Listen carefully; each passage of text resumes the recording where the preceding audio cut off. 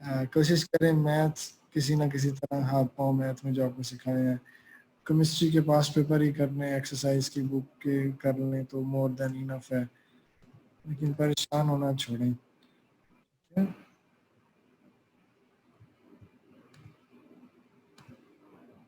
आज मेरे ख्याल से लोगों को पता नहीं है लेक्चर का अपडेट।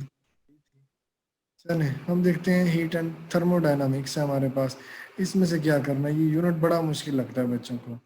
तो काइनेटिक थ्योरी ऑफ ये जो है ना गैसेस, ये बहुत ज़्यादा करने की कोई ख़ास ज़रूरत नहीं है, ये बड़े सिंपल सी है। एक आपने एग्जांपल लेनी है, एक एग्जांपल लेनी है कि आपने एक कंटेनर के अंदर रख ली है गैस की आपके मॉलिक्यूल है, ठीक है, उसके हिसाब से एक दफ़ा से रीड कर लेना।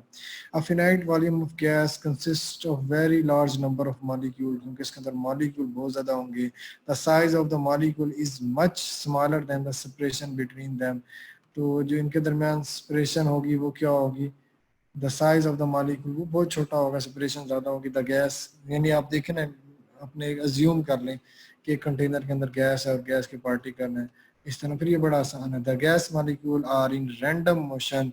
अब रैंडम मोशन क्यों है, क्योंकि कोई पता नहीं इनको कौन सा नज़र आ रहा है, इनकी आंखें थोड़ी हैं, ये आपस में एक दूसरे के साथ टकराते हैं और फिर क्या कहते हैं, वेसल्स के साथ टकराते हैं और इस तरह इनकी क्या है उसको हीट अप भी कर देते हैं, ठीक है। Collision between gas molecule themselves and with the walls of the container are assumed to be perfectly elastic.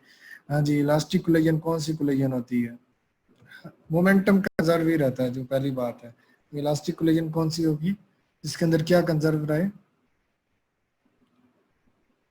Elastic collision बच्चे कौन सी होगी जिसके अंदर क्या कंजर्व रहे, एक मोमेंटम चीज, कंजर्व रहे। मोमेंटम तो बच्चे कंजर्व रहता ही है, वैसे इन इलास्टिक हो या इलास्टिक हो। एक चीज है जो डिसाइड करती थी, जो डिसीजन लेती है, वो है kinetic energy. If the kinetic energy is conserve, ठीक है, the collision will be elastic. ये कंसेप्ट ये है, आपको पढ़ाया हुआ है पहले, याद रखना है इसको, ठीक है। ये एमसीक्यूज वैसे भी आ जाता है। Molecule do not exert force on each other accept during a collision. इसके अलावा क्योंकि इसके अंदर कौन सी फोर्स होगी बच्चे, मॉलिक्यूल के अंदर कौन सी फोर्स होगी, इसके मॉलिक्यूल केमिस्ट्री का क्वेश्चन है ये। वीक फोर्सेस होती है, इसके वीक फोर्सेस को हम कहते हैं वंडर वॉल फोर्सेस, ठीक है। तो ये इसके अंदर होती है, तो ये वैसे एक दूसरे के ऊपर फोर्स नहीं एक्सर्ट करते।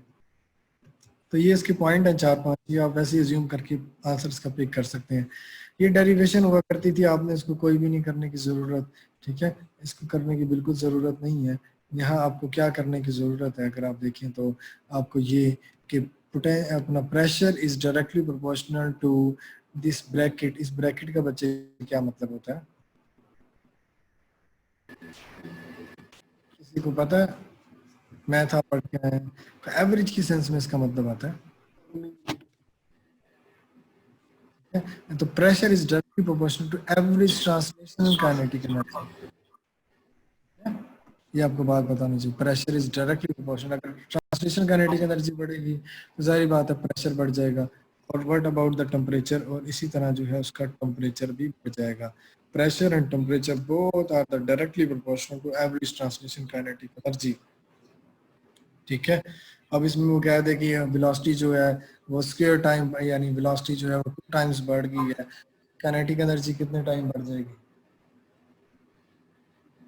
वेलोसिटी तो आपने वहां से देख लेना, उसका टेम्परेचर उसी अकॉर्डिंग बढ़ जाएगा। आपको ऐसी छोटी मोटी बात करे तो कर ले, अदरवाइज आपको ज़रूरत नहीं है। और इसको पढ़ने की भी, इसको टाइम देने की भी, क्योंकि टाइम है नहीं, और ये डेरिवेशन के लिए इंपॉर्टेंट होता था। इंटरनल एनर्जी बच्चे आपको थोड़ा कंसेप्ट होना चाहिए, इंटरनल एनर्जी इटसेल्फ क्या होती है। मॉलिक्यूल की इंटरनल एनर्जी होगी तो वो कुछ कर सकेंगे काम, अदरवाइज वो वर्क डन नहीं कर पाएंगे, ठीक है।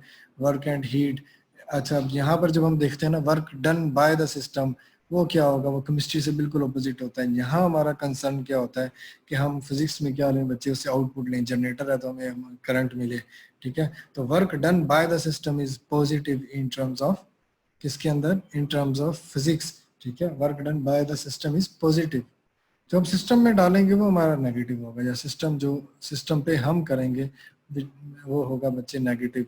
इसके अलावा यहाँ जो देखने की चीज़ है वो प्रेशर वॉल्यूम, ये वर्क का ग्राफ है, ठीक है। इसके अंदर जो है वैसे आपको पता है कि क्लोज लूप के अंदर जो है वर्क डन 0 होता है, लेकिन प्रेशर वॉल्यूम वर्क जो है वो क्लोज लूप के अंदर 0 नहीं होता। है, ये इसके अंदर फर्क है। पहले क्या है, क्लोज पाथ जहाँ डिस्प्लेसमेंट जीरो हो जाता है, क्लोज पाथ सर्कुलर मोशन के अंदर अगर आपसे पूछें, ठीक है, सेंट्रीपिटल फोर्स क्या वर्क डन कराती है, एक तो वो बात है कि वो सर्कल के अंदर मूव कर दीजिए, वो 90 डिग्री के ऊपर है, तो ये बात भी आपको पता होना चाहिए। तो ये वर्क डन के हवाले से ये आपको एक हो सकता है कि आपसे पूछ ले, ग्राफ दे दे, और area under the curve is actually, area under the curve क्या होगा बच्चे, पी और वी का। हाँ, एरिया क्या होता है बच्चे, मैंने आपको सिखाया हुआ है, एरिया और स्लोप, ये दो चीजें आपको बताई हुई हैं। स्लोप डिवीजन होती है, एरिया मल्टीप्लिकेशन होती है। पी और डेल वी को जब आप मल्टीप्लाई करेंगे तो ये क्या बन जाएगा, that will be the work. ठीक है।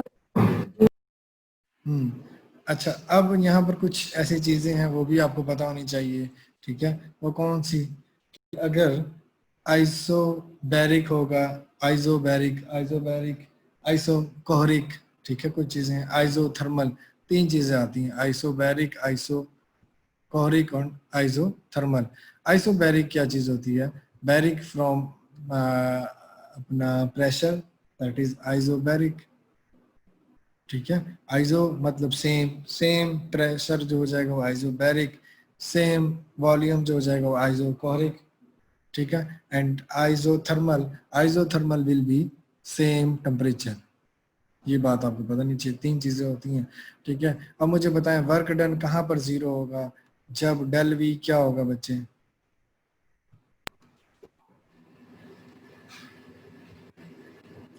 जब डेल वी क्या हो जाएगा जीरो, तो वर्क डन मेरा क्या हो जाएगा जीरो। तो इनमें से कौन से प्रोसेस के अंदर वर्क डन जीरो होगा, आइसोबैरिक के अंदर, आइसोकोरिक के अंदर, या आइसोथर्मल के अंदर।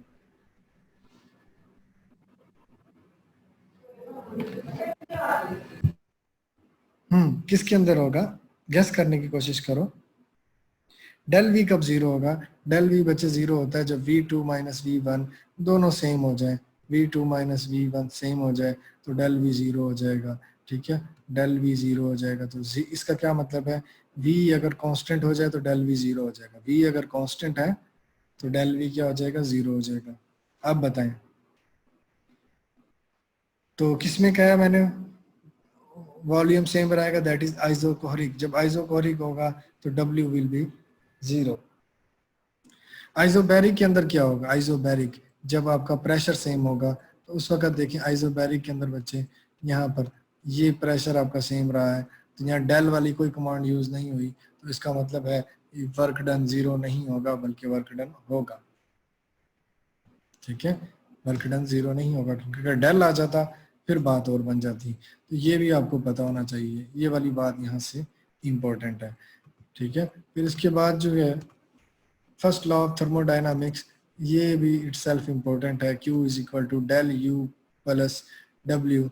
इसका कोई एक आध हल्का फुल्का न्यूमेरिकल आ सकता है, और ये डेल यू क्या है, वही U2 minus U1। If energy, internal energy अगर सिस्टम की चेंज ना हो, कांस्टेंट रहे वर्क डन के बाद, तो फिर क्या है, इंटरनल एनर्जी अगर उसकी कांस्टेंट रहे, यानी डेल यू अगर जीरो हो जाए, तो क्यू विल बी डब्ल्यू, जो आपने दी है हीट दी थी वो किसके अंदर कन्वर्ट होगी, वो सारी की सारी वर्क में, क्योंकि आपका सिस्टम की पहले भी वही थी।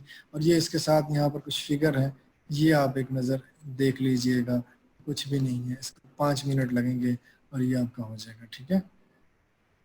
तो यहाँ डेल डेल जहाँ पर आ रहे हैं ना, आपने थोड़ा सा इसको हल्का सा सोच लेना है, और उसके अलावा और कोई मसला नहीं है।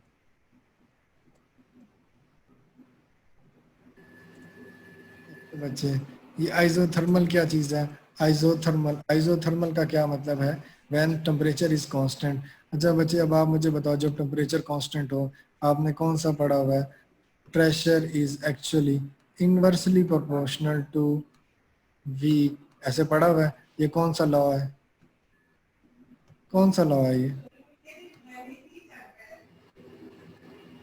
हाँ जी बच्चे, कौन सा लॉ है, बॉयज लॉ। आपको मेरी आवाज नहीं आ रही है तो साथ दो ना बच्चे, ये बॉयज लॉ है। बॉयज लॉ, तो ये देखें, ये ग्राफ इनवर्सली प्रोपोर्शनल का है, इनवर्सली प्रोपोर्शनल का है ना, ऐसे ही बनता है ना इनवर्सली प्रोपोर्शनल, ठीक है। जैसे जैसे देखें, जैसे जैसे वॉल्यूम जो है बढ़ रहा है, ये इस साइड पे वॉल्यूम बढ़ रहा है, एक्चुअली प्रेशर जो है मैथ वाले इसको जानते हैं। तो ये देखिए इन्वर्सली प्रोपोर्शनल का है, तो आइसोथर्मल के अंदर इस तरह का ग्राफ बनेगा। ठीक है, इसके बाद हमारे पास ए डायाबैटिक प्रोसेस। ए डायाबैटिक प्रोसेस क्या होता है? ए डायाबैटिक प्रोसेस क्या होता है? क्यों? वहां पर हीट कोई इंटर नहीं होती, ना हीट इंटर होती है और ना वहां से क्या हीट लीक करती है। अब ये देखें, ये आइसोथर्मल का था, ये आइसोथर्मल का ग्राफ था, ठीक है, इनवर्सली प्रोपोर्शनल वाला। और ये किसका? ए डायबिटिक का है। Adiabatic W is equal to del U. और ये भी इन्वर्स क्यों बन रहा है? ये भी इसके इन्वर्स बनेगा, क्योंकि जैसे जैसे वॉल्यूम हम बढ़ाएंगे तो ये। अब ये देखें, ये वाला जो ग्राफ है आइसोथर्मल का, ये एक्चुअली इसको हम कहेंगे, ये ग्राफ जो है वो है पैराबोला। ये पैराबोला की टर्म में है, ठीक है, पैराबोला। और ये जो आपका ए डायबिटिक प्रोसेस है, इसकी ये जो कर्व है ये कुछ ज़्यादा अपना एक्स एक्सिस की तरफ है, ज़्यादा स्लोपी सा है, तो फिर इसको हम क्या कहेंगे? ये हमारा बनता है एक्चुअली हाइपरबोला। ठीक है, एक ऊपर वाला आइसोथर्मल हमारा पैराबोला और ये हाइपरबोला। ठीक है, अब मुझे बताएं वर्क डन किसका ज़्यादा होगा? आइसोथर्मल का ज़्यादा होगा या ए डायबिटिक प्रोसेस का होगा? मैथ वालों को बताना चाहिए।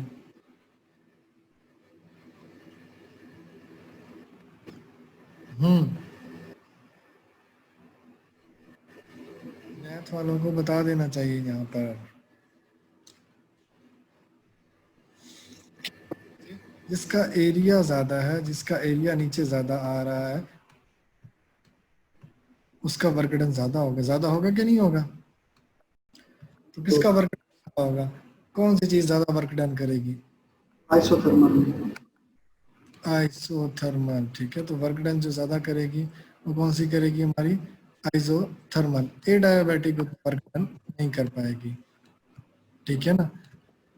अच्छा, इसके साथ जो है ए डायबिटिक वर्क डन कम होगा, ये इसकी एग्जांपल है ए डायबिटिक। ये सिर्फ सिंपल एग्जांपल पूछ लेते हैं अक्सर, ये तीनों आपको आनी चाहिए। The rapid escape of air from a burst, tyre, tyre फटा उससे निकलेगी। यहाँ केमिस्ट्री का भी एक प्रोसेस है, किसी को याद है? प्रेशर तेजी से तब्दील चेंज हो तो फिर क्या होता है वहां पर? कोई कूलिंग इफेक्ट आता है। Joule Thomson. हाँ, जोल थॉमसन इफेक्ट है, पक्की बात है, वो बड़े जी। इंपॉर्टेंट आपको आना चाहिए। ठीक है, the rapid expansion and compression of air through which अपना साउंड वेव इज पासिंग। ये बार बार अक्सर पूछा जाता है। क्लाउड फॉर्मेशन जो है ये किसकी एग्जांपल है? That is the A डायमेटिक process. ये आपको पता होना चाहिए। ठीक है, इसके अलावा इसको छोड़ दें, इसके बाद आ जाए यहाँ पर, that is molar specific heat of a gas. ये क्या चीज़ है? ये भी आपको पता होनी चाहिए। ठीक है, molar specific heat of a gas. इसके बस आप ये आपको ये फार्मूला पता होना चाहिए, दैट विल बी इनफ। और कोई ज़रूरत नहीं है, आप इसको पढ़ेंगे क्यों? कि del U is equal to that is C V और डेल टी। डेल टी का क्या मतलब है? कि अगर टेम्परेचर सिस्टम का चेंज हो रहा हो तो इंटरनल एनर्जी होगी। और ये अगर हम इसका ले लें, what is this? Del U by del T. बच्चे ये क्या बनेगा ग्राफिकली?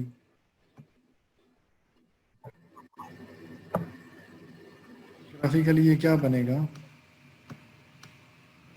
डेल डेल टी, कुछ याद करें, del D by del T. अगर मेरे पास u मैं इस साइड पे लूँ और t मैं इस साइड पे लूँ, तो इस सिस्टम की स्लोप क्या बन जाएगी? Specific heat of constant. बनेगा कि नहीं बनेगा? ठीक है, तो डिवीजन जो है ये हमारे पास अगर ऐसे ग्राफ आ जाए तो आप इसको यूँ बता सकते हो। ये आपको बेसिक सी बात है, कोई बड़ी मुश्किल बात नहीं है। आपको पता होना चाहिए कि स्लोप जो होगी इसकी ऐसे निकलेगी। और मैथ वालों के लिए ये मसला होना ही नहीं चाहिए। अगर मैथ वालों के लिए मसला है तो फिर तो मसला है। हाँ, डेरिवेशन ऑफ सीपी, कोई डेरिवेशन की जरूरत नहीं है, ये पता होना चाहिए कि CP is equal to CP minus CV is equal to R. वैसे अक्सर पूछ लेते होते हैं सीपी, सीपी किसके बराबर होगा? अब आपसे पेपर में ये पूछा गया होगा सीपी किसके बराबर होगा। अगर आपको ये फार्मूला आता होगा तो फिर आप R minus R plus CV करेंगे, सीवी प्लस आर करेंगे। अदरवाइज आप कुछ भी कर सकते हैं, आपको ये फार्मूला ही ना याद हो तो आप कैसे करेंगे? ठीक है, इसका मतलब है फार्मूला भी आना चाहिए। तो आपको डेरिवेशन सर इससे रिलेटेड न्यूमेरिकल्स भी आ सकते हैं? देखिए, इससे रिलेटेड न्यूमेरिकल नहीं आएगा, इससे रिलेटेड न्यूमेरिकल आएगा। एक अपना मोलर स्पेसिफिक हीट से इससे रिलेटेड न्यूमेरिकल आएगा। एक फर्स्ट लॉ ऑफ थर्मोडायनामिक उससे रिलेटेड आएगा। तो सर ई कैट या एम कैट के लिए एक्सरसाइज के न्यूमेरिकल्स इम्पोर्टेंट है या सिर्फ एग्जांपल्स बना करें? एक्सरसाइज के जो न्यूमेरिकल है ना 5 नंबर के रखे हुए हैं, तो टाइम नहीं होता। ठीक है, तो हाँ उसमें से जो पहले एक दो हैं वो कभी कभी बंदा पूछ लेता होता है, लेकिन उसका जो एक छोटा सा पार्ट आता होता है वो तो 5 नंबर के फिर नहीं, उसको जिसकी स्टेटमेंट बड़ी हो, कुछ होते हैं न्यूमेरिकल, सर उस तरह क्या आ सकते हैं? देखिए अब बच्चे इसमें कंप्यूटर पे इन्होंने लेने हैं, अगर ई कैट आप देख रहे हैं, ठीक है, तो स्टेटमेंट बड़ी रख के तो फिर उसका आंसर जो है या उनका मेथड यहाँ पर बड़ा नहीं देखा जाता। यहाँ पर स्टेटमेंट बड़ी अलाउ है, स्टेटमेंट बड़ी जो एमसीक्यूज में कबूल कर ली जाती है, लेकिन ऐसा कोई क्वेश्चन नहीं कि स्टेटमेंट छोटी है मेथड बड़ा हो। तो बड़ी थैंक यू।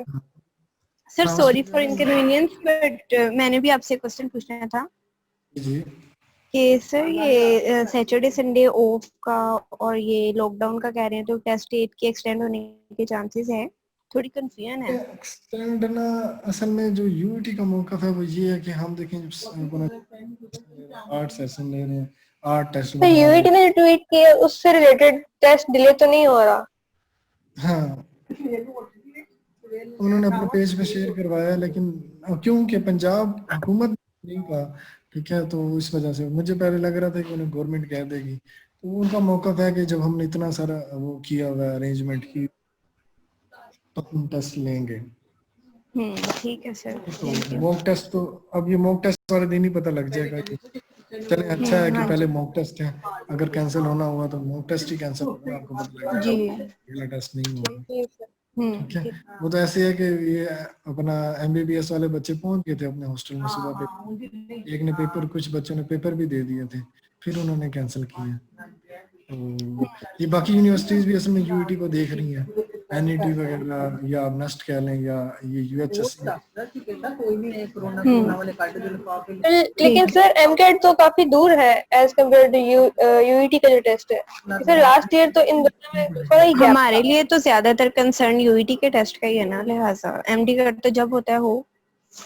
हाँ नहीं मैं आपको बता हाँ रहा हूँ। लेकिन हाँ उसमें ये है कि देखिए टाइम काफी पड़ा है ना, टाइम पड़ा है, उनके पास बंदे भी बहुत ज्यादा हैं। यूईटी ने तकरीबन करने हैं कोई 40,000 मैक्सिमम, उन्होंने करने 80,000, उनकी तैयारी भी नहीं है। ठीक है, यूईटी ने ये प्लान जो है तकरीबन 5 महीने पहले ही बना लिया था, कोरोना का तो उस वक्त था भी नहीं कंसेप्ट। ठीक है, ये अपनी पुरानी सिंडिकेट के डिसीजन पे चल रहे हैं। ठीक है, जी चले सर, हम ये ठीक है, डिस्कशन थैंक यू। बाद में कंटिन्यू करेंगे। असल में ये लेक्चर रिकॉर्ड भी करना होता है, फिर लेक्चर अपलोड भी करना होता है, हम ये वाली डिस्कशन कर लेंगे। तो आपने ये बच्चे ये फार्मूला कर लेना, उसके बाद क्योंकि सिर्फ फार्मूला याद, रिवर्सिबल और इरिवर्सिबल आपको प्रोसेस को पता होना चाहिए, कोई आपको केमिस्ट्री से पहले ही पता, कोई इतनी बड़ी रॉकेट साइंस नहीं है। ठीक है, इसमें ये देख लें कि अगर धमाका अगर हो जाए तो उसको वापस नहीं लाया जा सकता, लेकिन जब एक धमाका हो रहा है तो मोमेंटम तब भी कंजर्व है, मोमेंटम उस वक्त भी कंजर्व है, ये याद रखें। ठीक है, लेकिन उसको वापस बंदों की जो जानों को या नुकसान को वापस नहीं लाया जा सकता, उसे रीबिल्ड करना पड़ता है, वो इरिवर्सिबल प्रोसेस है। रिवर्सिबल ऐसे प्रोसेस है जो मतलब जिसको हम कहते हैं कि हम वाकई वापस ले आए। आप उसको देख लें, succession of an event which bring the system back to its initial condition is called a cycle। या आप केमिस्ट्री में आप जानते हैं कि रिएक्टेंट से अगर हम प्रोडक्ट और प्रोडक्ट से रिएक्टेंट निकाल लें तो ये रिवर्सिबल प्रोसेस होगा। तो इसमें टाइम ज़ाया करने की ज़रूरत नहीं है। सेकंड लॉ ऑफ थर्मोडायनामिक्स, तो सेकंड लॉ ऑफ थर्मोडायनामिक्स क्या है, ये आपको बहुत ज़्यादा अच्छे से नहीं बताया हुआ, लेकिन आपको यहाँ से कार्नोट इंजन के बारे में बताया हुआ है, या इसको न्यू आप देख लें, इसकी स्टेटमेंट आपको याद रह जाए, it is important to devise a process which में कन्वर्ट हीट। तो क्या है, ऐसा हो ही नहीं सकता कि आप हीट ले रहे हो और जो है उससे वर्क सारा का सारा वर्क में कंज्यूम हो जाए। ये इसकी डेफिनेशन है जो सामने पिक्चर से बनाई हुई है। तो यहाँ कुछ ऐसा भी होगा जो लॉस में जाएगी, जो चीज़ लॉस में जाएगी इसी की बेस पे, यानी कि law of conservation of energy को होल्ड करते हैं ये दोनों। ठीक है, तो इसमें क्या है, कार्नोट इंजन एंड एक यहाँ पर बड़ा इंपॉर्टेंट कंसेप्ट है, law of conservation of energy को हाँ पहला करता है या दूसरा करता है, आपको याद है? Law of conservation of energy को लॉ ऑफ थर्मोडायनामिक्स 1 एक्सप्लेन करता है या law of thermodynamics 2 better explain करेगा?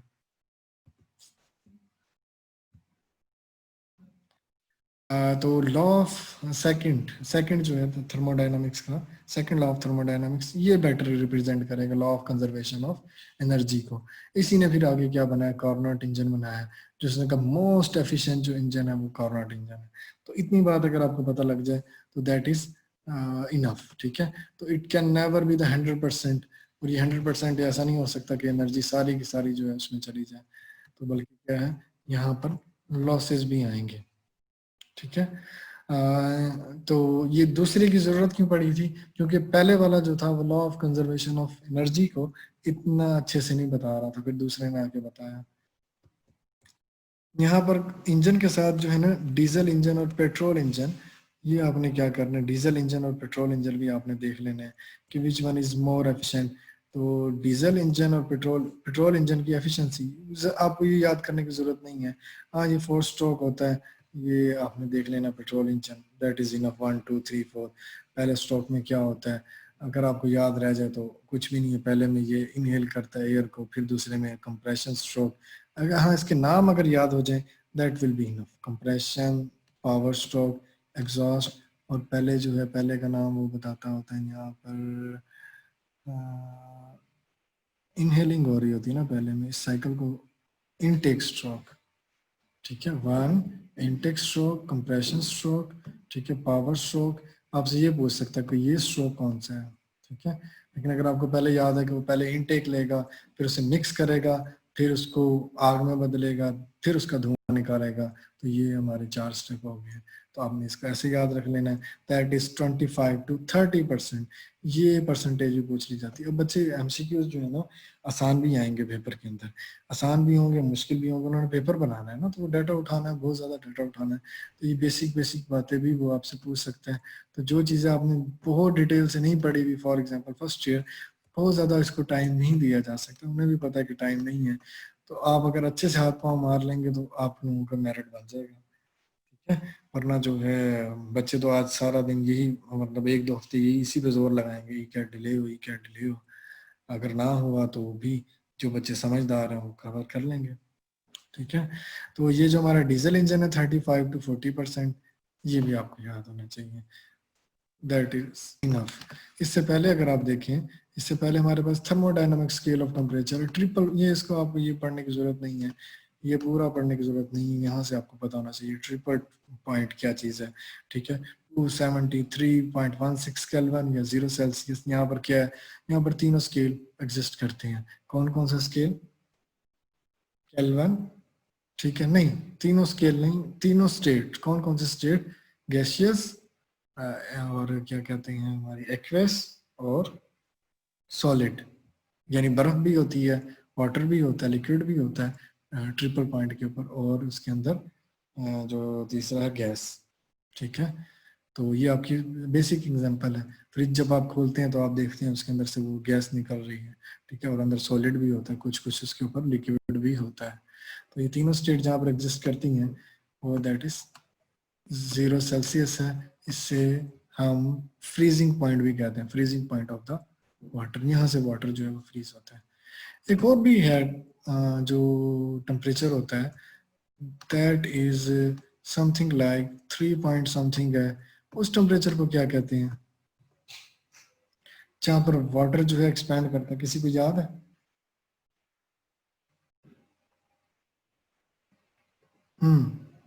किसी को याद है?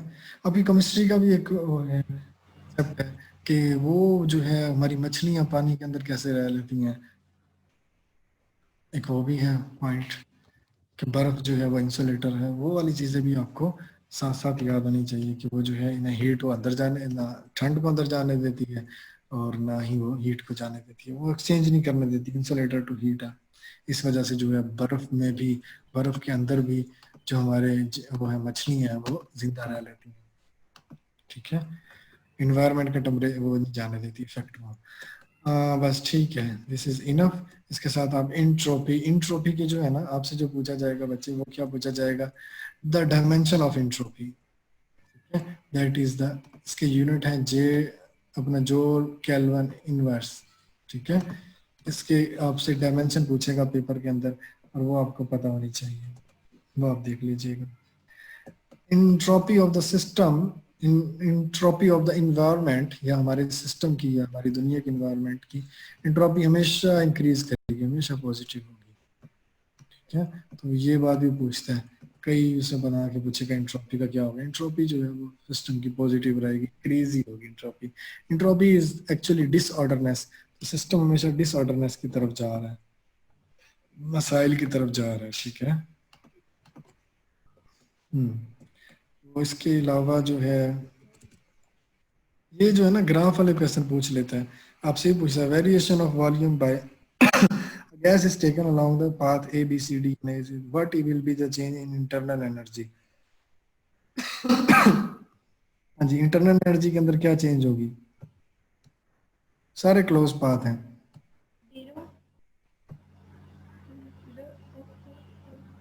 Internal energy will be zero, del of U will be zero, ठीक है। क्लोज के अंदर इंटरनल एनर्जी जो होगी उनकी सबकी क्या होगी, जीरो होगी, लेकिन यहाँ वर्क डन हो रहा होगा, प्रेशर वॉल्यूम वर्क डन हो रहा होगा, ठीक है। तो ये बेसिक बेसिक बातें आपको आनी चाहिए। ये देखें ये ऊपर कांस्टेंट टेम्परेचर की बनी हुई है, तो इसको अगर मैं यहाँ ना लिखता और आपसे पूछता ये ग्राफ कौन सा है, दैट इज द पैराबोला और आइसोथर्मल, ये आइसोथर्मल का ग्राफ है। तो यहाँ कुछ ग्राफ के शायद हल्के फुल्के क्वेश्चन आ जाए, आपने देख लेने हैं। अच्छा ये एक्सरसाइज में आई थिंक, हाँ जी ये वाहिद एक्सरसाइज है जिसमें एमसीक्यूज भी हैं, ठीक है। And a adiabatic change is the one in which no heat enter, और कोई भी हीट इंटर ना और कोई भी हीट जो है वो बाहर निकले। Which of the following process is irreversible, कौन सा इरिवर्सिबल होगा, slow compression of N elastic spring, slow evaporation of a substance, slow compression of a gas, a chemical explosion, that is the irreversible process. इसके अलावा सारे in terms of physics जो है वो reversible है। An ideal reversible heat engine has, हाँ जी यहाँ इसका क्या आंसर बनेगा, 100% highest efficiency. Highest efficiency, highest efficiency. According to the Carnot, there is no engine with highest with the 100% efficiency. ये तो आइडियल है। आइडियल है। अब एक और बात है कि Carnot है, Carnot भी हमारा आइडियल नहीं है, Carnot सिर्फ आइडियल नहीं है।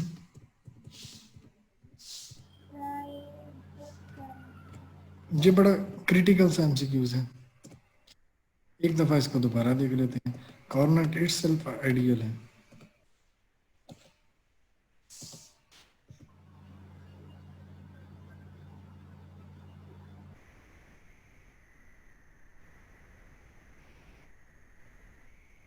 बाकी बच्चे अपनी राय देना चाहते हैं 100% या इसमें एक बात है, हाँ जी 253 पेज में हमने जो केल्विन स्टेटमेंट पढ़ी है सेकंड लॉ ऑफ थर्मोडायनेमिक्स, उसके तहत हमने ये पढ़ा है कि ऐसा हीट इंजन पॉसिबल ही नहीं है जो 100% है हीट को वर्क में कन्वर्ट करे। तो 100% एफिशिएंसी तो हो नहीं सकती क्योंकि ऐसा इंजन एग्जिस्ट ही नहीं करेगा। आइडियल है, आइडियल। आइडियल वर्ड आइडियल है ना, जिस वजह से वो कह रही हैं। वो कह रहे हैं कि ऐसा इंजन ट्रांसफॉर्मर पॉसिबल, आइडियल होता है लेकिन आइडियल नहीं होता, लेकिन हम आइडियल कहते हैं। हाँ मैं आपको एक और बात भी बता देता हूँ, ये ओपैम के अंदर भी हम देख सकते हैं, ऑपरेशनल एम्पलीफायर के अंदर जब हम आइडियल की बात कहते होते हैं हम इनपुट रेजिस्टेंस इनफाइनाइट कह देते होते हैं, ठीक है। लेकिन जब हम सिर्फ ओपैम की बात करते हैं तो फिर हम कहते हैं इनपुट इम्पीडेंस वेरी हाई, ठीक है। तो ये एमसीक्यूज एक नजर आप लोग देख लीजिएगा। वर्ड आइडियल है लेकिन Carnot इटसेल्फ आइडियल है, Carnot को हम आइडियल कहते होते हैं और Carnot की ही डेफिनेशन है, देयर इज नो अपना क्या कहते हैं Carnot थ्योरम अगर आप पढ़ लें तो वो भी यही कहता है, there is no engine with 100% efficiency. अच्छा ये Carnot का ये भी बड़ा इंपॉर्टेंट है, ठीक है। ये आइसोथर्मल है, देन एडायाबैटिक है, आइसोथर्मल एडायाबैटिक। अच्छा, अब ये इस साइड पे जा रहे हैं, ये इस साइड पे यानी नीचे की तरफ आ रहे हैं, यहाँ ऊपर की तरफ जा रहे हैं, तो इनमें क्या फर्क है? एक साइड को हम कहते हैं कंप्रेशन और दूसरी को हम कहते हैं रेफ्रैक्शन, ऐसे ही, ठीक है? तो कौन सी साइड कंप्रेशन बनेगी? ए से बी कंप्रेस हो रहा है और सी से डी जो है वो हाँ जी, जिस साइड पे हमारा प्रेशर जो है वो बढ़ेगा, उस साइड पे क्या कहेंगे हम उसे? प्रेशर जिस साइड पे बढ़ेगा उस साइड पे क्या कहेंगे? प्रेस हो हाँ, तो प्रेशर हमारा किस साइड पे बढ़ेगा? जब भी ग्राफ ऊपर की तरफ जाएगा। से डी की तरफ। हाँ, जब हमारा ग्राफ ऊपर की तरफ जाएगा तो प्रेशर बढ़ेगा, अदरवाइज प्रेशर जो है वो कम हो रहा है, ठीक है? अब वो क्वेश्चन है वो रह गया अभी, Carnot there is no ideal. यहाँ आइडियल के बारे में efficiency of Carnot in depend on the temperature of hot but it can be no 100 on। अच्छा, अब ये वाला वर्ड है यहाँ पर बता रहे हैं कि हम जब आइडियल लेंगे तो मे बी हम जो टेम्परेचर है वो 0 केल्विन पे ले जाए। आइडियल जब आइडियल फिर हम अब, हाँ जी, और वो लिख रहा है कि but it can never be 1 or 100%। unless reservoir is at absolute zero temperature। Sir पीछे वो इस चीज को कहा गया है कि जब हमारे पास जो सिंक जो है वो जीरो हो नहीं सकता, अगर ऐसा होगा तो फिर इंजन पॉसिबल ही नहीं है। एब्सोल्यूट जीरो टेम्परेचर करना भी इम्पॉसिबल है। हाँ, ये एग्जिस्ट नहीं करता ना, एब्सोल्यूट जीरो तो हम ले ही नहीं सकते। लेकिन आइडियलिज्म जो है, आइडियलिज्म तो कभी भी अप्रोच नहीं किया जा सकता, आइडियलिज्म तो होता ही नहीं है। फॉर एग्जांपल अगर ओहम लॉ ग्राफ भी हम देखें तो कोई भी वन डिवाइस आइडियल नहीं है, आखिर में जाके सारी नॉन ओहमिक बन जाती है। ये है ना आइडियलिज्म, तो एक हमारी अप्रोच है। थोड़ा सा दम है, लेकिन मुझे जितना याद है कि इसकी एक्सरसाइज में आंसर जो है हाईएस्ट एफिशिएंसी लगा हुआ था। आप लोग फिर भी एक नज़र इसको देख लीजिएगा, एक्सरसाइज की बुक में कहीं आंसर लिखे होंगे, एक दूसरे को बता दीजिएगा, ठीक है? चलें जी, अब हम चलते हैं अपनी बुक 2 के ऊपर। बुक 2 में जो है हम, आपने अभी भी पढ़ी होगी बुक 2, हम ज़्यादा टाइम नहीं लगाते उसके ऊपर, ठीक है? क्योंकि जाहिर बात है कि हर बच्चे ने उसकी प्रैक्टिस की, उसे याद किया है, तो कुछ ना कुछ आप लोगों को याद है। तो यहाँ टाइम लगाने का मतलब है कि हम जो है अपना टाइम ज़ाया कर रहे हैं। तो यहाँ बच्चे ये जो है ना, यहाँ से आपको आएगा कॉलम लॉ से आपका न्यूमेरिकल पक्का है, ठीक है? वो क्या करेगा, इस आर को छेड़ा करेगा, डिस्टेंस बिटवीन क्या दो चार्जेस का बढ़ा देगा, आपको ये पता होना चाहिए, ठीक है? साइज ऑफ द चार्ज बढ़ा देगा और डिस्टेंस भी उसके साथ भी चेंज कर देगा। हो सकता है कि इस तरह चेंज करे कि दोनों के इफेक्ट को कैंसिल आउट कर दें। जब इफेक्ट कैंसिल आउट हो जाएगा, कॉलम फोर्स पे कोई फर्क नहीं पड़ेगा। बीच में मटेरियल ऐसा एयर के अलावा कोई एक्सर्ट कर देगा, इंसर्ट कर देगा, और फिर पूछेगा भाई बताएं अब क्या हुआ है, कॉलम फोर्स इंक्रीज हुई है या डिक्रीज हुई है? डिक्रीज हुई है तो किस रेशो के तहत हुई है? यहाँ से इस तरह के एमसीक्यूज पॉसिबल हैं, ठीक है? और जो है अट्रैक्टिव कॉलम फोर्स के साथ कौन सा साइन आता है? अट्रैक्टिव फोर्स के साथ कौन सा साइन आता है? नेगेटिव। नेगेटिव। नेगेटिव क्यों होता है? द ऑपोजिट पोलैरिटी के चार्ज आपस में एक दूसरे को अट्रैक्ट करते हैं। तो अगर पॉजिटिव होगा तो फिर फोर्स कौन सी होगी? रिपल्सिव फोर्स होगी। पॉजिटिव होगा तो रिपल्सिव। क्यों? नेगेटिव नेगेटिव को मल्टीप्लाई करें फिर भी पॉजिटिव, पॉजिटिव पॉजिटिव को मल्टीप्लाई करें फिर भी पॉजिटिव, ठीक है? तो ये भी आपको पता होना चाहिए। जो है फील्ड्स ऑफ फोर्स, यहाँ पर आपको कोई बहुत ज़्यादा मुश्किल नहीं देगा आपको, तो इट्स फाइन, ठीक है? इज इक्वल टू, ये आपको फार्मूला आना चाहिए, न्यूमेरिकल वगैरह नहीं। फील्ड क्या चीज़ है? एक चार्ज के इर्द गिर्द जो है वेसिनिटी है या दूसरा चार्ज, कोई और चार्ज उसके अंदर आए तो वो आपस में क्या करें, एक दूसरे के साथ इंटरेक्ट करें, वो रीजन जहाँ पर वो इंटरेक्ट कर पाए। अब इसको बाहर ले जाएं, अगर इनफिनाइट पे ले जाएं दूसरे चार्ज को तो जीरो हो जाएगी, ठीक है? या उसके रीजन से बाहर भी ले जाएं तो उसका इंटरेक्शन जीरो हो जाएगा, ठीक है? तो जहाँ पर भी आप ले जाएं जीरो हो जाएगा। और ये फोर्स जो है इसके ऊपर लगेगी वो F is equal to q naught E होगी। ये भी पिछले वाली फोर्स ही है, ठीक है? लेकिन पीछे हमारे पास चार्जेस और उनके दरमियान डिस्टेंस था। अब अगर मैं उसकी हमें फील्ड ही बता दिया तो ये जो क्यू नॉट है that is the test charge, वो टेस्ट चार्ज है जो उसके पास लेके उसके ऊपर जो फोर्स लगेगी। तो जो कन्वेंशन है वो ये है कि हम टेस्ट चार्ज पॉजिटिव लेते होते हैं, अगर टेस्ट चार्ज के ऊपर रिपल्सिव फोर्स लगी तो इसका मतलब है दूसरा चार्ज पॉजिटिव है, अगर नेगेटिव लगी तो इसका मतलब, अगर अट्रैक्ट हुआ तो इसका मतलब है दूसरा चार्ज नेगेटिव है। ये आपसे भी अक्सर पूछ लिया जाता है कि रेडियली इनवर्ड और रेडियली आउटवर्ड, ठीक है। तो पॉजिटिव की रेडियली आउटवर्ड होती हैं, ठीक है, आपस में एक दूसरे को इंटरसेक्ट नहीं करती, परपेंडिकुलर होती हैं, ठीक है। ये बात जो है, ये जो 4 पॉइंट यहाँ पर लिखे हैं इलेक्ट्रिक फील्ड लाइंस, ये आपको आनी चाहिए। Electric field lines originate from positive charge and end on negative, क्योंकि नेगेटिव में इनसाइड जा रही है। The tangent to a field line at any point gives the direction of electric field. तो direction of electric field कैसे मिलती है हमें? Tangent at any field line, tangent क्या चीज होती है? वो लाइन जो सिर्फ इसे एक जगह से क्या करे, टच करे। कहीं पर भी आप ले लें तो वो क्या बताएगी? Direction of electric field. Direction क्यों? क्योंकि electric field is a vector quantity. Vector है, स्केलर है इलेक्ट्रिक फील्ड। कैसे पता लगेगा वेक्टर है या स्केलर है इलेक्ट्रिक फील्ड? कौन सर बताएगा? वेक्टर है, कैसे पता लगा? क्योंकि सर इलेक्ट्रिक फील्ड के लिए हमें डायरेक्शन भी तो करनी पड़ेगी कि ये चार्ज हमने इसके फील्ड में रखा हुआ है तो इसके ऊपर इलेक्ट्रिक फील्ड जो है वो ये इस ऐसे देखें ना, डायरेक्शन ये में। वेक्टर है, ये वेक्टर है, ये वेक्टर है, तो जी वेक्टर ऐसे पता चल सकता है। ठीक है। और फोर्स की डायरेक्शन भी, सप्लाई होता है तो फोर्स की डायरेक्शन होगी बच्चे, वही इलेक्ट्रिक फील्ड की होगी। तो फील्ड लाइन, क्योंकि ये जो है ना, ये स्केलर है। जब दोस्त एक स्केलर किसी वेक्टर के साथ मल्टीप्लाई हो और यहाँ इस साइड पे वेक्टर हो तो उसे वेक्टर बनाना ही पड़ेगा। The lines are closer where the field is strong and the lines are farther. हाँ, जब फील्ड स्ट्रॉन्ग होगी फिर क्या है, फिर वो जो है लाइंस बहुत एक दूसरे के पास पास आ जाएंगी। देखिए यहाँ फील्ड स्ट्रॉन्ग है। ये चारों पॉइंट है, ये आपको याद होने चाहिए। दैट इज फाइन, ठीक है। इसके अलावा क्या है? No two lines cross each other. ये अक्सर यहाँ पर पूछ लेते होते हैं कि ये जो है हमारी इसी के अंदर एयर ड्रम के बारे में, ये किसका बना हुआ है? लेंस का। लेंस इसके अंदर कौन सा है? तो एक्स एक्स अपना जीरोग्राफी, ये क्या चीज है? ठीक है, जीरोस। और ये ग्राफ्स, इसका क्या मतलब है? ड्रम। और इसके बारे में इंजेक्ट, यहाँ पर क्या पूछा जाता है? ये आपने इतना रीड किया हुआ होगा, इसमें आपको बहुत ज़्यादा मसला नहीं होगा, ठीक है। तो बहुत ज़्यादा यहाँ पर नहीं पूछा। एफिशिएंट पूछ लिया जाता है, इंजेक्ट एफिशिएंट है या वो एफिशिएंट है, तो उसके बारे में आपको पता ही है, ठीक है। तो अच्छा, ये जो है क्या करते हैं हम? इलेक्ट्रिक फ्लक्स क्या चीज़ है? इलेक्ट्रिक फ्लक्स फील्ड लाइंस हैं पासिंग थ्रू दैट एरिया। वो क्या है? वो परपेंडिकुलर है, ठीक है। उसको आपने देख लेना है। अच्छा, कल लेक्चर क्यों नहीं हुआ? सारा पूछ रही हैं।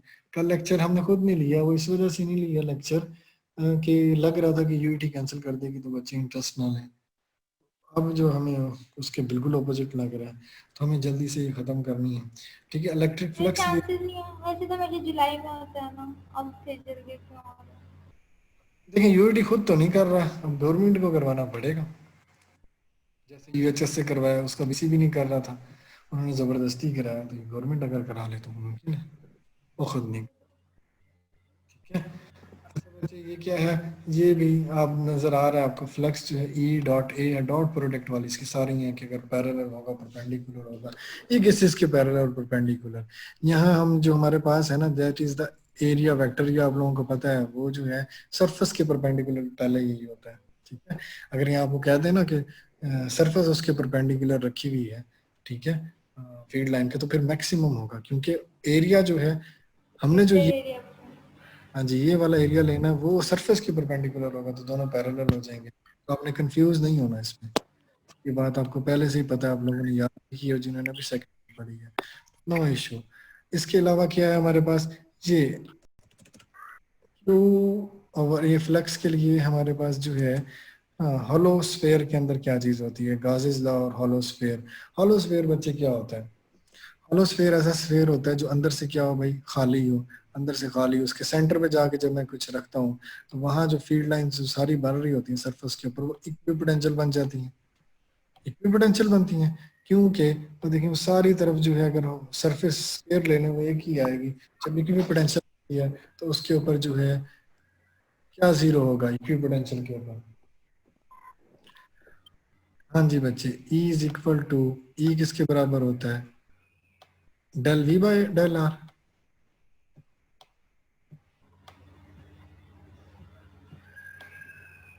ऐसे माइनस का साइन लग, नेगेटिव ही होगा, नेगेटिव।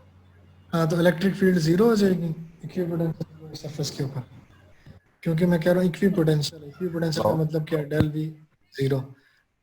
ऐसे चेंज ऑफ पोटेंशियल वहां पर जो जीरो होगा, तो इक्विपोटेंशियल सरफेस के ऊपर इलेक्ट्रिक फील्ड जो होगी वो जीरो हो जाएगी। ये भी आपने देखनी है। हेलो या हाँ जी,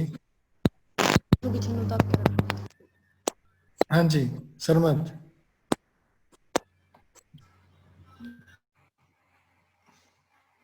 अच्छा क्वेश्चन पूछना तो फिर ऑन कर लेना, अदरवाइज आप ऑफ रखें, टाइम बड़ा जो है ना शॉर्ट है हमारे पास। बच्चे इसकी एप्लीकेशन में कौन सा इंपॉर्टेंट है? एप्लीकेशन में अगर आप देखें तो ये तीनों एप्लीकेशन इंपॉर्टेंट है, लेकिन इनफाइनाइट शीट वाली जो है ना वो ज्यादा इंपॉर्टेंट है। ठीक है, electric field intensity between two opposite charge, ये वाला तो अपना कैपेसिटर के अंदर भी समझ आ जाएगा, ये वाली बात नहीं है। इनफाइनाइट फील्ड चार्ज की आपको ये पता होनी चाहिए, और आपको इसका फॉर्मूला भी याद होना चाहिए कि यहाँ पर जो है 2 एप्सिलॉन नॉट से डिवीजन हो रही है इसकी, 2 एप्सिलॉन नॉट से। ठीक है, इनफाइनाइट चार्ज शीट की। लेकिन यहाँ पर जो कंसेप्ट है वो इम्पोर्टेंट है, होलोस्फीयर का और इक्विपोटेंशियल सरफेस का। ठीक है, वो आपने एक नज़र देख लेना, ये आप लोगों ने पहले ही पढ़ा हुआ है। इसमें यहाँ पर बस मैं आपको ये बताना चाह रहा हूँ कि इसमें इम्पोर्टेंट क्या है, that is instant electric intensity between two opposite charge. और वो किसके बराबर आ जाएगी अगर वो उसका आप देखें, एक आपके पास ये इनफाइनाइट शीट की, ठीक है, और एक आपके पास ऑपोजिट चार्ज की है। तो आप मुझे बताएं कि ज्यादा कौन सी है, बड़ी कौन सी है?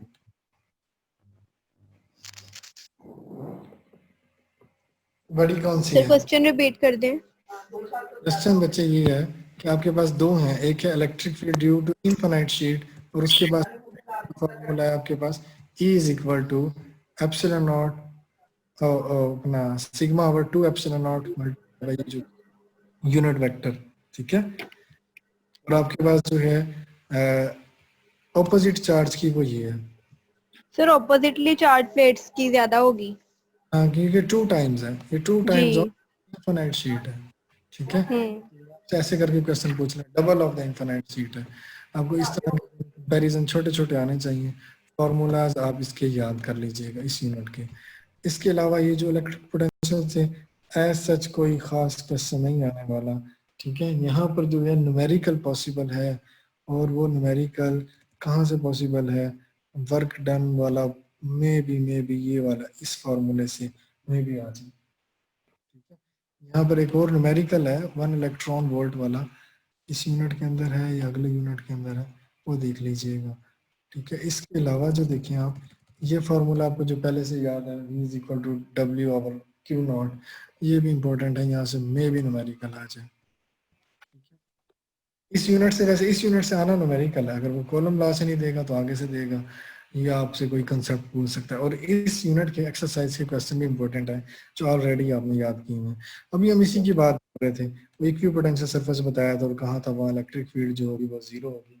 और ये क्या चीज़ है, अगर मैं इस साइड पे V लूँ और इस साइड पे R लूँ तो ये क्या बनेगा बच्चे, स्लोप बनेगी। ऐसी बात है, तो ये स्लोप नीचे की तरफ बनेगी, डिक्रीजिंग बनेगी। क्यों? क्योंकि यहाँ माइनस का साइन आ रहा है।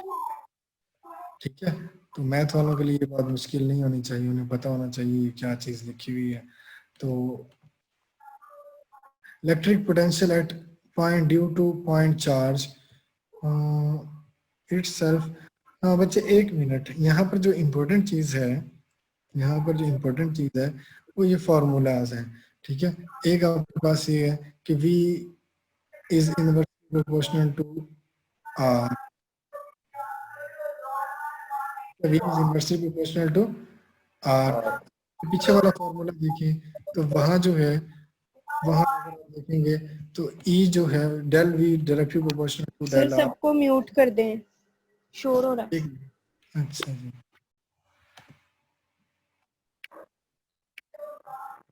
अच्छा इधर गौर करें, मैं आपसे जो पूछना चाह रहा हूँ फिर मैं आपको बताता हूँ उसका आंसर। यहाँ पर ये जो कंफ्यूजिंग करती है ना चीज़ें, वो ये है कि डेल आर अगर मैं इस साइड पे लाऊँ तो ये डायरेक्टली प्रोपोर्शनल हो जाएगा, हालांकि ये इन्वर्सली प्रोपोर्शनल है। एक और अगर आप बात देखें, यहाँ पर ई जो है यहाँ पर इन्वर्सली प्रोपोर्शनल टू डी है, E inversely proportional to d है। लेकिन अगर आप आए यहाँ यानी E inversely proportional to r है और इधर आए आप पीछे आ जाएं तो इन E inversely proportional to r square है।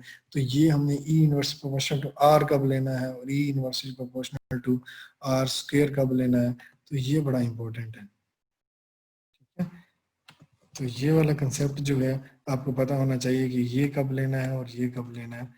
मिनट एक तो ये ना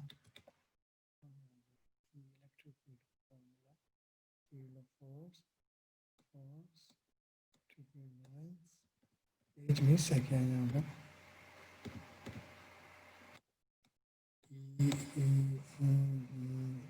हाँ जी ये आपके पास आ गया ई। यहाँ देखें E inversely proportional to r square है, वहाँ था E inversely proportional to del r. तो ये कब लगेगा और वो कब लगेगा आपको पता होना चाहिए। अच्छा ये E inversely proportional to r square उस वक्त लगेगा और जब आपके पास जो है आपने क्या देखनी है, electric field lines due to a single charge.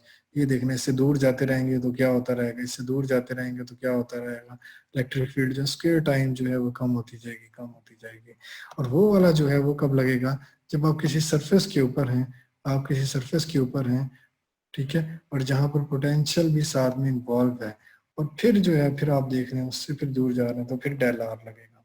वो डेल आर है, ठीक है, वो आर नहीं है, दैट इज द चेंज, और ये सिर्फ आर है। ठीक है, ये इटसेल्फ है, अगर आप थोड़ा सा दूर जाते हैं तो उतने स्क्वायर टाइम जो फर्क पड़ेगा।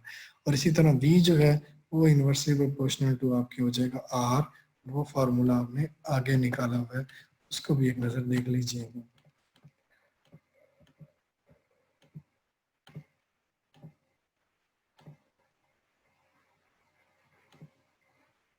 ये inversely proportional to r। E और F जो है वो r स्क्वायर थे, लेकिन ये r के बराबर है। इलेक्ट्रॉन वोल्ट, ये इलेक्ट्रॉन वोल्ट जी ये जो है इटसेल्फ ये वेरी इंपॉर्टेंट है, इसका ये फार्मूला भी बड़ा इंपॉर्टेंट है, ये जो है न्यूमेरिकल भी बड़ा इंपॉर्टेंट है। यहाँ से एक इसको कहीं अंडरलाइन कर लें, हाईलाइट कर लें, और इसके साथ ये पीछे वाला जो अगला न्यूमेरिकल है वो भी इंपॉर्टेंट है। ठीक है, ये न्यूमेरिकल, इस तरह की इतना न्यूमेरिकल आएगा। आप देखें इसके अंदर आपको क्या करना पड़ा, कुछ भी नहीं करना पड़ा, सिंगल स्टेप मल्टीप्लिकेशन है। तो इतने इतने जो है ना वो आपको लाजमी आने चाहिए। तो ये एंट्री टेस्ट के हवाले से बड़ा इंपॉर्टेंट है। Electric and potential field comparison जी, कंपैरिजन क्या है, इलेक्ट्रिक फील्ड हमें नजर आती है लेकिन ग्रेविटेशन हम तो आपस में अट्रैक्ट कर नहीं रहे। तो इट इज ऑल अबाउट के एंड क्यू। के बहुत ज्यादा है और के एंड जी, और जी जो है ये बहुत कम है, कितना 10⁻⁻11, और वो कितना है 10⁻⁻9। 10⁻⁻9 और 10⁻⁻11 में जमीन आसमान का फर्क है। ठीक है, ये जो है ये कितना बनता है, ये बनता है 1000 ऑफ द मिलियन, और ये तो पता नहीं पीको के नजदीक जा रहा है 10⁻⁻12। ठीक है, इनको अगर आपने रेशो चेक करनी है, इनको अगर देखना है तो कैसे पता लगेगा हमें कितना फर्क है। 10⁻11 से हम इसको कर देंगे डिवाइड, तो इनमें जो डिफरेंस आपको पता लग जाएगा, तो आ जाएगा 20। 10⁻20 यानी 10 मल्टीप्लाई बाय, यानी इसके अंदर 20 जीरोस और डाल दें तो फिर जाके जो बनता है, तो ये तो बहुत बड़ी वैल्यू है, बहुत बड़ा फर्क है। तो के है जो एक्चुअली क्या कर रहा है, डिसाइड कर रहा है। ठीक है, तो ये छोटी सी बात आपको पता होनी चाहिए, that is enough. Charge on electron ये किसने निकाला था, मिल्कियन ने निकाला था, दैट इज नॉट, ये भी बड़ा इंपॉर्टेंट है। जब electric field is equal to हो जाए किसके बराबर, ग्रेविटेशनल फील्ड के बराबर। ठीक है, इसने ये प्रिंसिपल अपनाया था। तो ये कुछ ऐसा एमसीक्यूज दे के आपसे ये पूछेंगे जी हाँ अब बताएं इलेक्ट्रिक फील्ड यहाँ पर ई की क्या वैल्यू होगी, और वहाँ वेट वगैरह आपको दिया हुआ चीजें दी हुई होंगी, तो ई आपने वहां से mg/q निकालनी होगी। ठीक है, और ये हम पहले भी पढ़ चुके हैं, E is equal to f/q। f को mg अगर दे दिया जाए आपको कोई, तो जो है फिर भी आपने इसको निकालना है, इलेक्ट्रिक फील्ड उसको निकाल के बतानी है, ये आपको पता होना चाहिए। और mg/q, सॉरी नीचे q आना था, mg/q।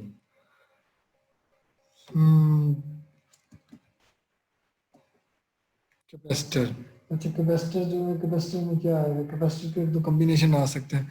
आपसे पूछा जाए कैपेसिटर जो है आपको पता है सीरीज में लगेंगे तो रेजिस्टेंस के उल्ट, पैरेलल में लगेंगे पैरेलल में ऐड होते हैं, सीरीज में ये क्या होते हैं जो रेजिस्टेंस पैरेलल में होता है। आपने इसको भी याद रखना है।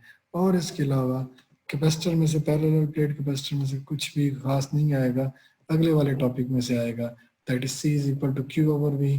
इससे भी ज़्यादा इंपॉर्टेंट है, that is C medium is equal to A epsilon naught, और ये इनवर्सली प्रोपोर्शनल टू D है। अब वो क्या करेगा, डिस्टेंस बढ़ा देगा। और क्या करेगा, अगर आपका बीच में मटेरियल चेंज कर देता है तो इसकी वजह से क्या होगी, आपकी कैपेसिटेंस चेंज होगी। अब आपकी कैपेसिटेंस चेंज होगी तो उसकी वैल्यू पूछ सकता है, तो यहाँ का न्यूमेरिकल लाजमी आएगा, कुछ ना कुछ यहाँ से लाजमी आएगा। एक ही और बात ही पूछ सकता है कि करंट कैसे फ्लो करता है, ठीक है। एक और बात ये पूछ सकता है कैपेसिटर जो है AC को ब्लॉक करता है या DC को ब्लॉक करता है। इसको याद रखने के लिए ना कुछ लोग बनाते होते हैं कि भाई AC जो है ना, आपको पता है AC किस तरह का है, ये सिर्फ याद रखने के लिए, प्रिंसिपल पीछे कुछ और है। AC का आपको पता है वेव फॉर्म ऐसे है, कैपेसिटर आपको पता है ऐसे होता है, ठीक है। तो AC तो यूं गुजर जाता है। आपको पता है DC क्या है, DC की जो है शेप वो कुछ इस तरह की होती है, स्ट्रेट लाइन होती है। जब यहाँ पर DC फ्लो होने आता है कैपेसिटर के पास तो वो उसको नहीं जाने देता, ठीक है, क्योंकि वो सीधा सीधा है और टेढ़ा हो नहीं रहा, तो वो नहीं जा सकता। तो कैपेसिटर जो है वो DC को ब्लॉक करता है और AC को अलाउ करता है। वो जो चीज़ जो इसको यहाँ फ्लो करवाती है वो है हमारी पोलराइजेशन। पोलर बन जाते हैं इसके अंदर, ठीक है, नेगेटिव पॉजिटिव चार्जेस अलग हो जाते हैं।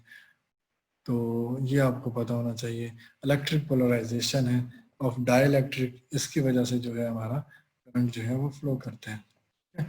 यहाँ पर एक बड़ी कंफ्यूजिंग सी बात लिखी हुई है, वो आपने देख लेनी है कि क्या है, कि as the electric intensity E between the plate is, ये हमने कहाँ से देखा था, sigma over E, two opposite charge sigma over epsilon naught, sigma over epsilon naught is equal to E।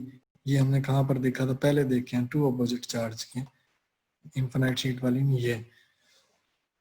This result into decrease of potential difference between the plate due to presence of dielectric as demonstrated by।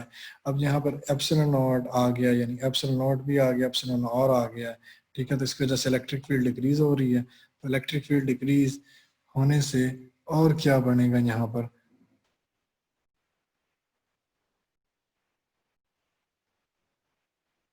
charge thus the surface of the diagram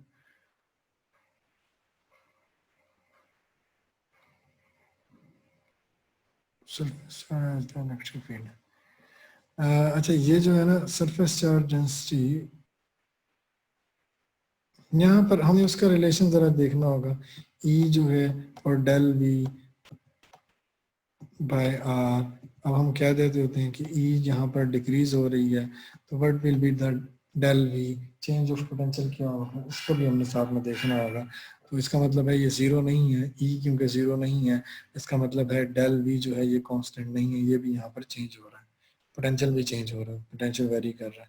इसको आप एक नज़र देख लीजिएगा, यहाँ एक दो बातें लिखी हुई हैं, फार्मूला लिख के उसे समझ लीजिएगा, ठीक है। इस वक्त नेक्स्ट टॉपिक जो है E is equal to half CV square, that is very important. ये जो है ना यहाँ से भी न्यूमेरिकल आएगा, तो इस यूनिट से न्यूमेरिकल तो आना ही आना है, तो आपको पता होना चाहिए। हाफ CV आपको C कहीं और से निकालने को दे सकते हैं, C कहाँ से, C इक्विवेलेंट निकालना पड़ सकता है आपको, पैरेलल सीरीज कोई सर्किट दे सकते हैं कि सीरीज के अंदर है C हैं तीनों की, बताएं क्या बनेगी, C इसकी भी C यानी इक्वल है तीनों की, तो इक्विवेलेंट जो बनेगी पैरेलल के अंदर C बाय, और सीरीज के अंदर C बाय n हो जाता है, सीरीज के अंदर C बाय n C/3 होगी, C/3 C उसने बता दी कि 1 फैरेड है, तो 1 फैरेड लिख के और डिवाइडेड बाय यानी 1/3, दैट इज 1/3 उसने पोटेंशियल एक अप्लाई किया होगा, उसके अकॉर्डिंग भी आपसे पूछ सकते हैं, या एक ही कैपेसिटर का कैपेसिटेंस दे के और आपसे जो है वोल्टेज के जरिए पूछ सकते हैं कि क्या इसके ऊपर वोल्टेज आ रहे हैं तो एनर्जी क्या होगी, ठीक है।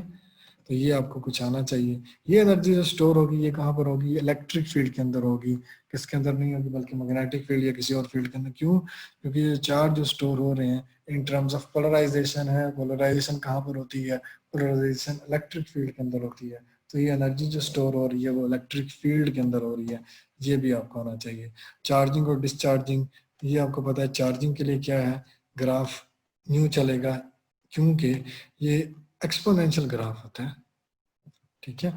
और डिस्चार्जिंग के लिए क्या होगा, -x हो जाएगा, ठीक है। तो ये नीचे की तरफ आएगा, ये डिस्चार्जिंग है, ठीक है। और इसके अंदर कुछ रेजिस्टेंस की इन्वॉल्वमेंट है, वो क्या है कि RC टाइम कांस्टेंट। अगर टाइम कांस्टेंट बड़ा कर दें तो फिर क्या होगा, फिर ये आस्ते आस्ते बड़ी रेजिस्टेंस लगी होगी तो आस्ते आस्ते डिस्चार्ज होगा, ये लार्ज RC। तो छोटी रेजिस्टेंस लगी हुई है तो फिर क्या होगा, ये जल्दी जल्दी टाइम के साथ वो क्या हो जाएगा, डिस्चार्ज हो जाएगा, स्मॉल RC। ठीक है। और इसमें चार्जिंग में भी होने के लिए क्या होना पड़ेगा, ये जाहिर बात है कि बड़ी रेजिस्टेंस लगी हुई है वो क्या होगी, चार्ज देर से होगी, ठीक है। और जो छोटी रेजिस्टेंस है वो चार्ज भी जल्दी होगी, तो जल्दी चार्ज होगी वो डिस्चार्ज भी जल्दी होगी, ठीक है। यानी उसने चार्ज डिस्चार्ज होना है वो जल्दी होना है, तो ये भी आपको पता होना चाहिए। और एक और यहाँ पर पॉइंट है कि एक टाइम पीरियड के अंदर 0.63 Q0, तो 63%, एक टाइम पीरियड के अंदर 63% चार्ज हो जाता है। फिर उसके बाद कितना हो जाता है, फिर रिमेनिंग का 63%, रिमेनिंग का 63% कैसे, बाकी जो रह गया 37 का 63% होता है, ठीक है। 37 का 63% होगा, ऐड होगा, फिर रिमेनिंग का 33% और 63%, फिर रिमेनिंग का आस्ते आस्ते करते करते जो है ये कंप्लीट हो जाता है, यानी 5 टाइम्स के अंदर, 5 टॉ के अंदर ये कंप्लीटली एक चार्ज होता है, एक टॉ के अंदर नहीं। अब टॉ क्या है, tau is simply tau is equal to RC, और ये भी आपको आना चाहिए, ठीक है। Tau is equal to RC, tau is equal to RC। अब R दिया होगा, C दिया होगा, यहाँ से भी एक MCQ आ सकता है, tau is equal to RC। तो इस यूनिट के न्यूमेरिकल बड़े इंपॉर्टेंट है, इस यूनिट के एक्सरसाइज के क्वेश्चन बड़े इंपॉर्टेंट है, सिर्फ इस यूनिट के, मैंने बाकी आपको कहे भी नहीं है, क्योंकि ये जो है एक एक क्वेश्चन यहाँ पर एक एक कंसेप्ट लाजमी रखता है, ये आप कर लीजिएगा, ठीक है, याद से कर लीजिएगा, ये बड़ा इंपॉर्टेंट है। अच्छा बच्चे, अब बताएं आपको इस यूनिट के अंदर कोई खास मसला तो नहीं, कोई क्वेश्चन तो नहीं पूछना? नहीं सर। बस ठीक है, अभी अभी आपने किया ना, इसलिए कोई मुझे लग रहा है कोई खास ज़रूरत नहीं है, मैं बस आपको निशान लगा दूँ, अब आज के आज ही इसको ख़त्म कर लीजिएगा, आज के आज ही इसको बैठ के। करंट इलेक्ट्रिसिटी है, कोई बहुत ज़्यादा मसला नहीं है इसके अंदर, आपने क्या करना है, अब ये देखें बच्चे, del Q by del T, अगर इस साइड पे मैं Q रख दूँ और इस साइड पे मैं T रख दूँ तो ग्राफिकली ये I क्या बनेगा, स्लोप। स्लोप कैसे लिखते हैं, 2 पॉइंट इधर से ले लें, 2 पॉइंट इधर से ले लें, जैसे हमने वो वेलोसिटी वाले में किया था। तो आप यहाँ एवरेज आपके पास करंट आ जाएगा, अगर एक ही लेना है, एक पॉइंट के ऊपर लेना है तो टेंजेंट लेना है उसका, तो that will B instantaneous current, ठीक है, ये भी आपके पास हो जाएगा।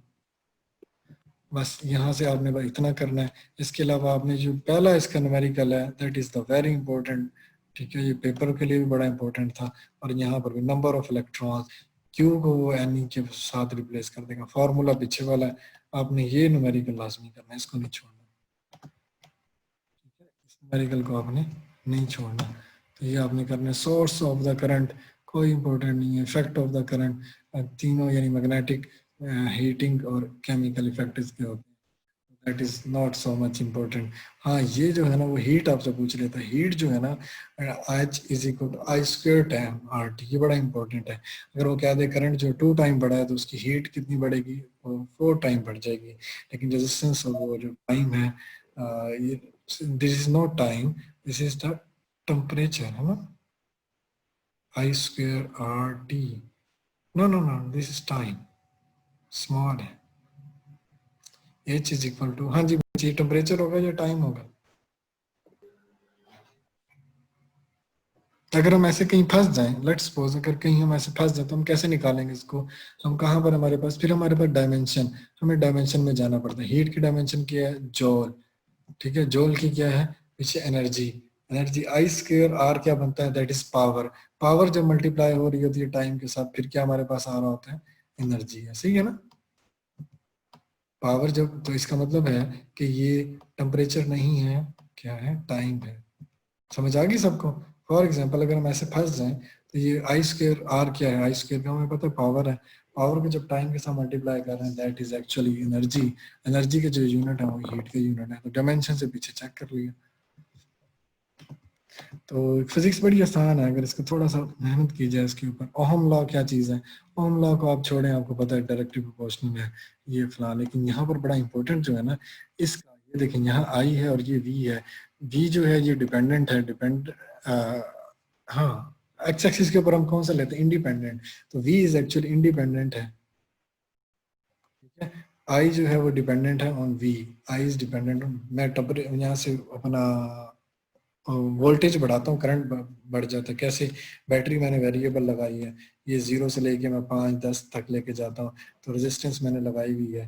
तो यहाँ पर रेजिस्टेंस अब एक दफ़ा लगा दी तो रेजिस्टेंस इज कांस्टेंट, ये क्या है यहाँ पर करंट फ्लो होने वाला, चेंज होता रहेगा, ठीक है। अब ये जो है स्लोप बच्चे ये कौन सी बनेगी? ये जो स्लोप बनेगी ये कौन सी बनेगी? इस स्लोप के बारे में पूछते होते हैं, क्या ये रेजिस्टेंस है या कंडक्टेंस है? कौन बताएगा? ये बड़ा इंपॉर्टेंट क्वेश्चन है।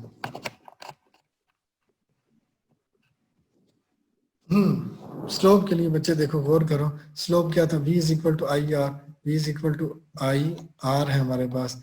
अगर मैं v बाय आई करूं, v बाय आई करूं तो मेरे पास क्या बनता है?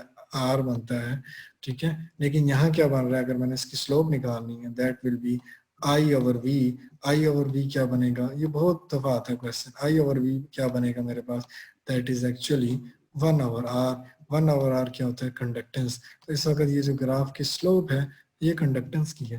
अगर आपसे पूछ लिया जाए तो आपने कहना इसको कंडक्टेंस, ठीक है। इसको आपने क्या कहना है? कंडक्टेंस। ओहम लॉ का जो आपको नजर आ रहा है, अगर यहाँ पर अगर इसने v कर दिया ऊपर, v ऊपर कर दिया, करंट नीचे कर दिया, तो फिर हम कह देंगे कि दैट इज एक्चुअली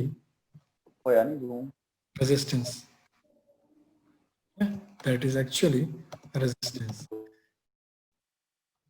अच्छा बच्चे, इसके अलावा क्या है? आपने सीरीज पैरेलल कॉम्बिनेशन, ये वैसे तो मैं आपको बहुत अच्छे से करवा सकता हूँ क्योंकि मेरी इंजीनियरिंग की फील्ड है, लेकिन टाइम नहीं है। तो आपने बच्चे इसको क्या करना है? जब पैरेलल में रेजिस्टेंस आ जाए, सेम रेजिस्टेंस आ जाए, that will be R N. जब सीरीज में सेम रेजिस्टेंस आ जाए उसका रेजिस्टेंस इक्विवेलेंट बनता है एन आर, ठीक है। पैरेलल में आ जाए आर एन बनता है। For example 3 parallel 3 with parallel 3, ये क्या बनेगा? इसका बन जाएगा 3 पैरेलल में 3 की लगी हुई है, 3 डिवाइडेड बाय 3 और इनका इक्विवेलेंट बन जाएगा दैट विल बी द 1, ठीक है। अगर 3 की हैं तो 3 डिवाइडेड बाय 3 विल बी 1। इसको खत्म करके 1 लगा दें, ठीक है। अगर ये सारी पैरेलल में आ गई, सीरीज में आ गई सारी, 3 सीरीज इन 3 तो ये क्या हो जाएंगे? एक्चुअली आपको पता है ऐड हो जाती हैं, ये एक्चुअली क्या हो जाते हैं? ऐड हो जाती हैं। अगर 2 का पैरेलल कॉम्बिनेशन निकालना है आर इक्विवेलेंट, आपने वो उल्टा शुल्टा वाला नहीं करना 1 ओवर आर। तो 2 का जब भी निकालना हो तो एक सिंपल फार्मूला है R1 मल्टीप्लाई बाय R2, ऊपर दोनों को मल्टीप्लाई करें, नीचे दोनों को ऐड कर दें, ठीक है। ये आपके पास क्या आ जाएगा? इक्विवेलेंट आ जाएगा। लेकिन क्योंकि आपको ये बहुत ज़्यादा मुश्किल नहीं देंगे, उम्मीद तो यही है, इसके ऊपर वैसे 3-4 घंटे का लेक्चर बनता है, ठीक है। लेकिन कोई बात नहीं, फिर वक्त जो है हम इतना ही कर लेते हैं। रेजिस्टेंस जो है rho is equal to L over A है, ठीक है, एल ओवर ए है। अच्छा यहाँ पर बड़ा इंपॉर्टेंट है, अगर मैं एक मेरे पास रेजिस्टेंस है बच्चे, ये रेजिस्टेंस है, ये एक मेरे पास वायर है, इसको मैं बेंड कर देता हूँ तो उसके ऊपर, उसकी रेजिस्टेंस के ऊपर कोई फर्क नहीं पड़ेगा। बेंडिंग ऑफ द रेजिस्टेंस कोई फर्क नहीं पड़ेगा। क्यों? क्योंकि एरिया भी चेंज हो जाएगा, उसकी लेंथ भी चेंज हो जाएगा। अगर मैं इसको स्ट्रेच कर दूं बच्चे, एक वायर है मेरे पास, उसकी रेजिस्टेंस थी आर, उसको मैंने कर दिया स्ट्रेच, वायर है उसका क्रॉस सेक्शनल एरिया होता है, ठीक है। ये एक मेरे पास वायर है, लेट्स सपोज, इसको मैंने खींच के ना डबल कर दिया है, इसकी लेंथ मैंने बढ़ा दी है। इसकी लेंथ मैंने जब बढ़ा दी है ना, ठीक है, रो इज यानी R is equal to L, ये देखें ऊपर वाला देखें, रेजिस्टिविटी नहीं देखनी, एल उसी मैंने डबल कर दी है। यहाँ पर एक बड़ा इंपॉर्टेंट कंसेप्ट है, इसका एरिया जो है रिड्यूसेस टू हाफ, एरिया इसका हाफ हो जाती है। जो बॉडी सारी थी ना, ये वायर भी पतली होगी, एरिया तो रेजिस्टेंस जो है ना इसकी डबलिंग द लेंथ जो है रेजिस्टेंस की 4 टाइम इंक्रीज कर जाएगी। एरिया हाफ हो रहा है, लेंथ इसकी बढ़ रही है। बड़ा ही इंपॉर्टेंट एमसीक्यूज है, ये आपको पता होना चाहिए। बेंडिंग ऑफ द वायर कुछ भी नहीं करता, ये भी आप। अच्छा बच्चे, इस वक्त जो है ना मेरे लैपटॉप की बैटरी जो है वो ख़त्म हो गई है। दूसरा ये टेम्परेचर कोफिशिएंट, ये भी आपने देख लेना, और इसके बाद जो है ना हम बाकी का लेक्चर फिर करेंगे इंशाल्लाह, कल करेंगे कलर कोडिंग से फिर हम कल पढ़ेंगे रियोस्टेट कलर कोडिंग। कल मैं इंशाल्लाह ये आपको ना खत्म करवा दूंगा। इस टाइम यहाँ पर मेरे लैपटॉप की बैटरी लो हो गई है और जो है टाइम भी काफी हो गया है, ठीक है। कल इंशाल्लाह कोशिश करेंगे खत्म करा दें। आज आप लोग क्या करें, आज आप लोग सारी फिजिक्स यहाँ तक कवर कर लें, केमिस्ट्री के पास्ट पेपर कर लें, ठीक है। मैथ के जो मैंने शॉर्टकट दी हुई है वो साथ में कर लेना।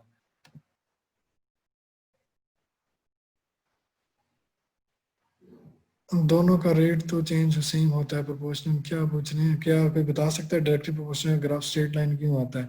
और डायरेक्टली प्रोपोर्शनल का ग्राफ स्ट्रेट लाइन क्यों आता है बच्चे? स्ट्रेट लाइन क्यों आता है? ये डायरेक्टली प्रोपोर्शनल है। डायरेक्टली प्रोपोर्शनल का मतलब है बच्चे एक चीज बढ़े तो दूसरी इसके साथ बढ़े, तो इसका मतलब ये हुआ कि ये जैसे जैसे ये बढ़ रहा है वैसे वैसे ये बढ़ रहा है, जैसे जैसे ये बढ़ रहा है वैसे वैसे दूसरा बढ़ रहा है। इसका यही मतलब होता है ना डायरेक्टली प्रोपोर्शन का। अगर ये वाली जो स्लोप है, एक ये बात भी इम्पोर्टेंट है, ये अगर मैंने यहाँ पर लिखा 1/r इज, अगर जो 1/r ये जो कांस्टेंट है, अगर इसकी कंडक्टेंस कांस्टेंट है, इसको मैं बढ़ाता जाऊँ, लेकिन होता ऐसा कुछ भी नहीं है, आखिर में जाके सारे वो हो जाते हैं। अच्छा, ऐसी डिवाइसेस जो ओहम लॉ को ओबे करती हैं उसे हम कहते हैं ओहमिक डिवाइसेस, उसको हम कहते हैं ओहमिक डिवाइसेस। बच्चे ये भी इंपॉर्टेंट है, ये वाला अल्फा टेम्परेचर कोएफिशिएंट जो है, बाद